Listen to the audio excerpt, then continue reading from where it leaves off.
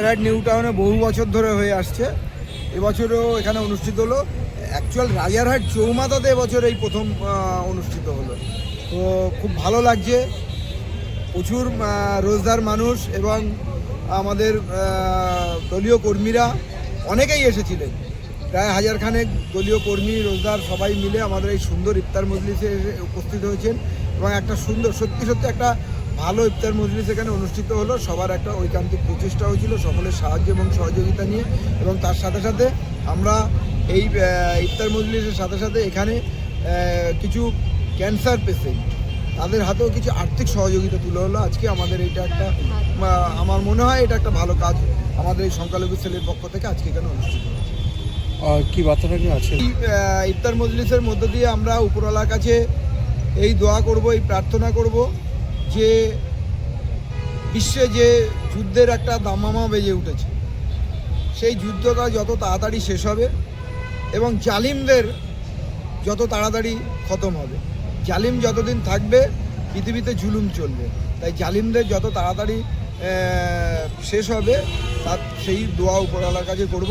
এবং আমি বিশেষ করে বাংলার সমস্ত ধর্মের মানুষের কাছে এই বিনীত আবেদন করব 2026 আমরা যেহেতু দোরগোড়ায় নির্বাচন, সেই নির্বাচনের আগে কোনো সাম্প্রদায়িক শক্তি যেন কোনো অবস্থাতেই, সে যে কোনো মৌলবাদী শক্তি হোক, সে মুসলিম মৌলবাদী হোক আর হিন্দু মৌলবাদী হোক, আরএসএসের প্রোডাক্ট হচ্ছে এই বিজেপি আর মৌলবাদী, তো সেই মৌলবাদী যে কোনো শক্তি যেন কোনো মতেই মাথাচাড়া দিতে না পারে বাংলায়। বাংলার নেত্রী মুখ্যমন্ত্রী মমতা বন্দ্যোপাধ্যায় তিনি যেভাবে বাংলায় উন্নয়নের কাজ করেছেন সেই উন্নয়নের ধারাটা যেন অব্যাহত রাখতে পারে, তাতে বাংলার কৃষ্টি কালচার যেমন বজায় থাকবে তেমনি বাংলার উন্নয়নের ধারাটাও এগিয়ে যাবে। 10 তারিখ নিউ টাউনে শুভেন্দু অধিকারী তিনি নিচে এসে একটা বিশাল মিছিলের আয়োজন করছেন। দেখুন, শুভেন্দু অধিকারী আর মাত্র কটা দিন, এই কটা দিন পরে বাংলার রাজনৈতিক ইতিহাস থেকে শুভেন্দু অধিকারীর নাম মুছে যাবে।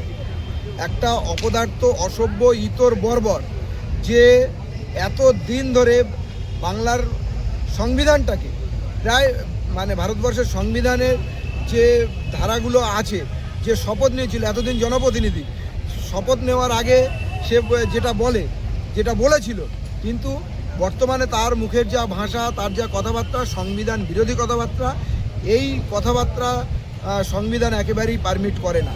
আগামী দিনে এই শুভেন্দু অধিকারীর জায়গা কোথায় হবে সেটা কিন্তু বাংলার মানুষ ঠিকঠাক বুঝে নেবে। ব্লক তৃণমূল কংগ্রেস মাইনরিটি সেলের উদ্যোগে আমরা এই ইফতার মজলিস এবং কিছু ক্যান্সার রোগীদেরকে আমরা আর্থিকভাবে সাহায্য করেছি। তৃণমূল কংগ্রেসের ছায়াতলে যারা আছে, যে কোনো শাখা সংগঠন, তৃণমূল কংগ্রেস, তৃণমূল যুব কংগ্রেস, তৃণমূল ছাত্র পরিষদ, তৃণমূল মাইনরিটি সেল, তৃণমূল কিষাণ সেল, প্রত্যেকের একটাই লক্ষ্য উদ্দেশ্য, মমতা বন্দ্যোপাধ্যায়, অভিষেক বন্দ্যোপাধ্যায়ের যে নীতি আদর্শ সেটা মানুষের মধ্যে তুলে ধরা, মানুষের মধ্যে ছড়িয়ে দেওয়া। যেমন ভাবে আমরা ইফতার মজলিস আয়োজন করেছি, তেমন ভাবে আমাদের এই এলাকাতে বিভিন্ন পুজো, বিভিন্ন উৎসব, সমস্ত ধর্মের উৎসব আমরা পালিত করি তৃণমূল কংগ্রেসের যে কোনো শাখা সংগঠনের উদ্যোগে।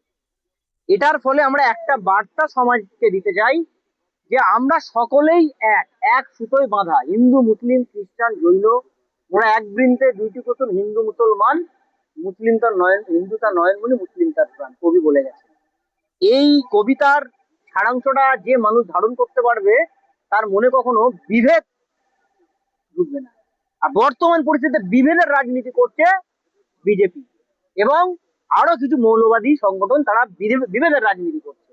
আমরা তাদেরকে এই সমস্ত সামাজিক কার্যকলাপের মাধ্যমে তাদেরকে আমরা বলে দিতে চাই কি আমরা এক, তোমরা যতই ফাটল ধরানোর চেষ্টা করো, আমরা সবসময় এইভাবে মানুষের সাথে মমতা ব্যানার্জির আদর্শকে ছড়িয়ে যাই।